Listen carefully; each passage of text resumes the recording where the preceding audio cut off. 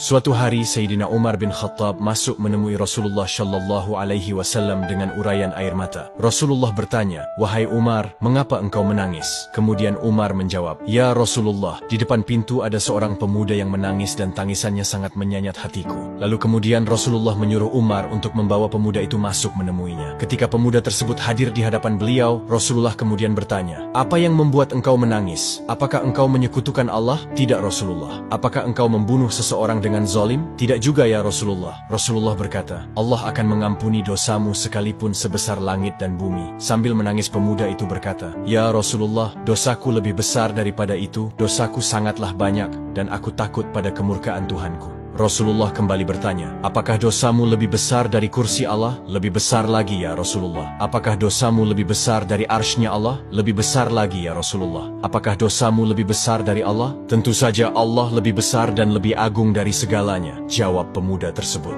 "Ya Rasulullah, aku adalah orang yang suka membongkar kuburan, dan sudah 7 tahun lamanya aku melakukan ini. Suatu ketika ada anak perempuan, Ansyar, yang meninggal dunia. Usai ia dimakamkan, aku membongkar kuburannya dan melucuti kain kafannya. Setan telah berhasil menggodaku sampai aku menyetubuhinya. Setelah itu aku meninggalkannya begitu saja. Namun mayat itu seolah-olah hidup kembali dan berkata, 'Tidakkah engkau takut kepada hukumannya kelak di akhirat? Engkau telah meninggalkanku dalam kondisi telanjang dan junub.'" Mendengar cerita tersebut, Rasulullah berdiri dan berkata, "Wahai fasik, enyahlah dari hadapanku. Tidak ada balasan yang pantas bagimu selain neraka." Pemuda itu keluar dari hadapan Nabi sambil menangis penuh penyesalan dan kecewa luar biasa. Ia berjalan menuju padang pasir tanpa makan dan minum bahkan tidur. Selama 7 hari, hari-harinya hanya diliputi dengan tangisan penyesalan. Hingga pemuda itu jatuh tersungkur tanpa tenaga. Ia berdoa, "Ya Tuhanku, aku adalah hamba-Mu yang berdosa. Aku datang kepada utusan-Mu agar bisa menolongku. Akan tetapi aku diusir dari hadapannya. Hari ini, aku datang kepadamu agar engkau mengampuniku dengan kasih-Mu. Namun jika engkau tidak mengampuniku, kirimkanlah api dan bakarlah diriku selagi aku masih hidup di dunia ini sebelum engkau membakarku di akhirat kelak."